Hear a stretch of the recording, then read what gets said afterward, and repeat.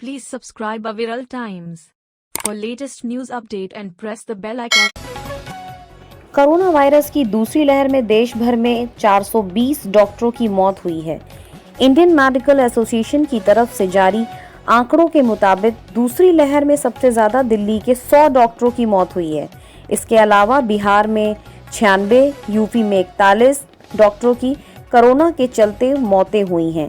आंध्र प्रदेश में 26, असम में 3, गुजरात में 31, गोवा में 2, हरियाणा में 2, महाराष्ट्र में 15, मध्य प्रदेश में 13 डॉक्टरों की जान गई। भारत में कोरोना की दूसरी लहर ने काफी तबाही मचाई है। कोरोना के हर दिन बढ़ते मामलों ने देश की चिंताएं बढ़ाई हैं। इस बीच भारत को लेकर एक रिपोर्ट आई है जिसमें संकट में घिरे भारत को लेकर एक सकारात्मक पक्ष सामने आया है। सऊदी अरब में प्रकाशित एक रिपोर्ट में कहा गया है कि कोरोना की भयंकर त्रासदी के बावजूद भारत अभी भी दुनिया की सबसे उभरती हुई शक्ति बना हुआ है। सऊदी अरब में प्रकाशित रिपोर्ट में कहा गया है कि कोविड-19 मामलों में रिकॉर्ड वृद्धि के कारण हुए नुकसान के बावजूद भारत इस ग्रह पर सबसे बड़ी और बढ़ती शक्ति बना हुआ है और इसमें कई मूलभूत ताकतें हैं जो इसे दुनिया के सबसे शक्तिशाली देशों में से एक बना देंगी। उत्तर प्रदेश के मुख्यमंत्री योगी आदित्यनाथ ने कहा है कि पहले बहुत से लोग वैक्सीन को मोदी जी का वैक्सीन बताते थे। आज वही लोग कह रहे हैं वैक्सीन निःशुल्क मिलना चाहिए। इन लोगों का दोहरा चरित्र सामने आया है। उन्होंने कहा कि हम 30 मई तक सेकेंड वेव नियंत्रित करने में सफल हो जाएंगे। आज यूपी के मुख्यमंत्री योगी आदित्यनाथ ने यह कहकर कि हम 30 मई तक कोरोना की दूसरी लहर पर पूरी तरह से काबू पा लेंगे, यह साफ हो गया है कि यूपी में अभी लॉकडाउन बढ़ाकर 30 मई तक रहेगा। कोरोना की रफ्तार पर ब्रेक लगाने के लिए योगी सरकार ने ग्रामीण इलाकों में सबसे ज्यादा टेस्ट कराए।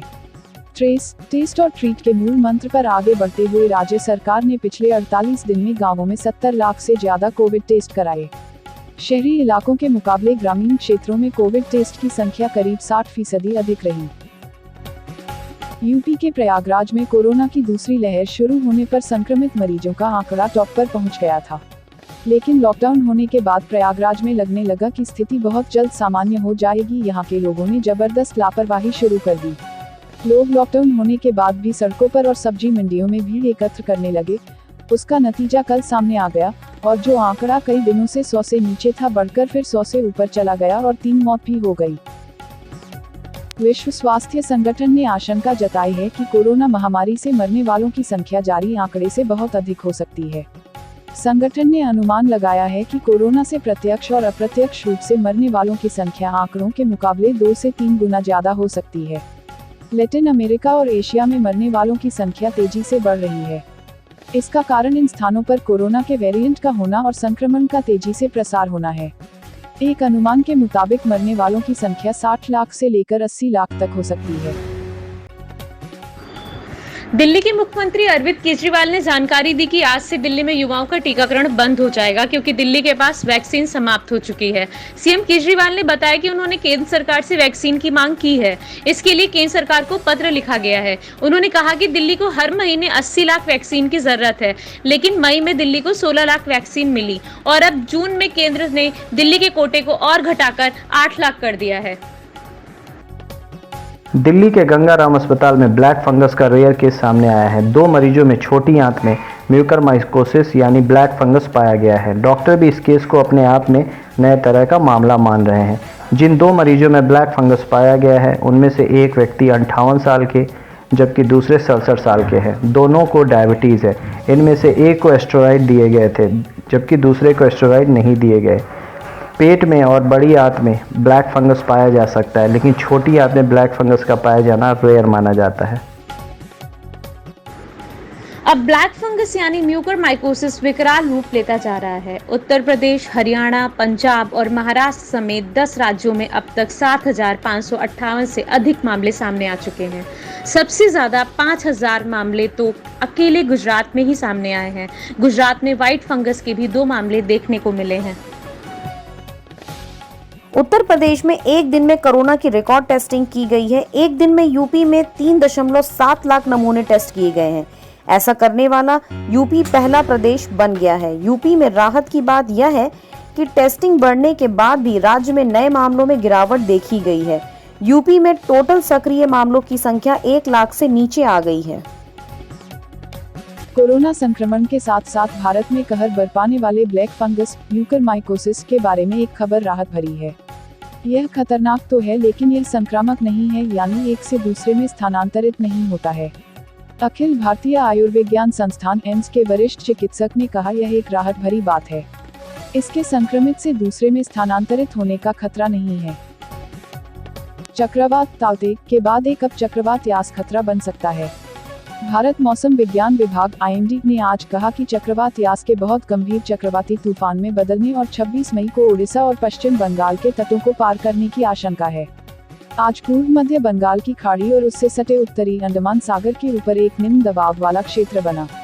कम दबाव का क्षेत्र चक्रवात के गठन का पहला चरण होता है। यह आवश्यक नहीं है कि सभी निम्न दबाव वाले क्षेत्र चक्रवाती तूफान में तब्दील होते हैं। IMD ने कहा, एक निम्न दबाव के क्षेत्र के कल 23 की सुबह तक बंगाल की खाड़ी के पूर्व मध्य क्षेत्र पर विक्षोभ में केंद्रित होने की आशंका है।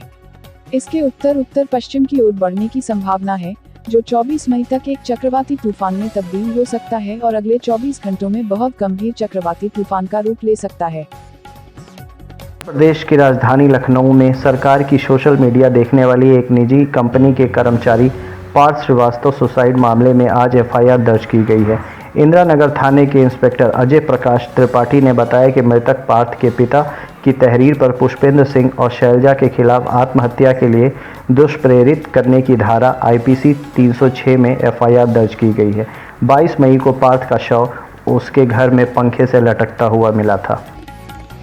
देश की प्रमुख 2 पहिया वाहन निर्माता कंपनी हीरो मोटोकॉर्प ने कहा है कि वह सोमवार से भारत में अपने सभी विनिर्माण संयंत्रों से उत्पादन फिर से शुरू करेंगी।